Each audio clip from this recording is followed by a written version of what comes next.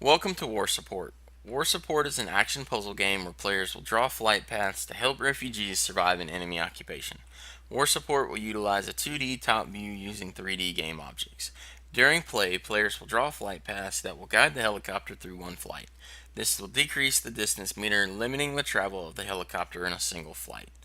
The player will then tap the helicopter to begin the flight. This will decrease the number of available flights in the level. The helicopter can only make so many flights per level, leaving the player to solve the puzzle of how to reach all of the refugees before they run out of flights. The first refugee that is reached is requesting to be picked up.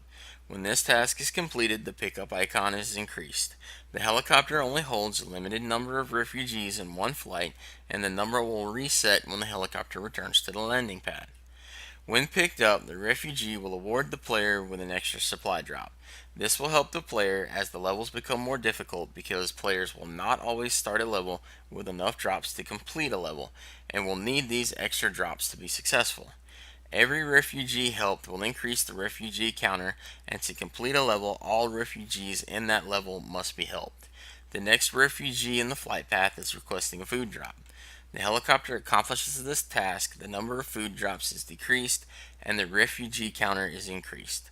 While the helicopter is moving to the end of the flight path, the action portion of War Support comes into play as it moves in range of enemy missile turrets. The turrets will fire missiles at the player for as long as they are in range. As missiles hit the helicopter, it will sustain damage and lose health. The helicopter has no weapons to fight back with. To avoid enemy fire, the player can tap and hold the turbo button. This causes the helicopter to move faster but will cause the engines to overheat. The longer the button is held down, the faster the engines overheat. Overheating the engine will cause the helicopter to move very slow. The engine will cool when turbo is not in use. As the helicopter reaches the end of the flight, it helps a refugee requesting medical supplies.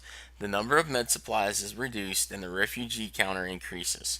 At the end of the flight, the helicopter takes the shortest path back to base. If this takes the player through enemy territory, they may decide to use the turbo to quickly flee missile range. Once back at base, the distance meter will refill and the next flight can begin. There are two ways to fail a level: running out of health and running out of flights without supporting all the refugees in the level.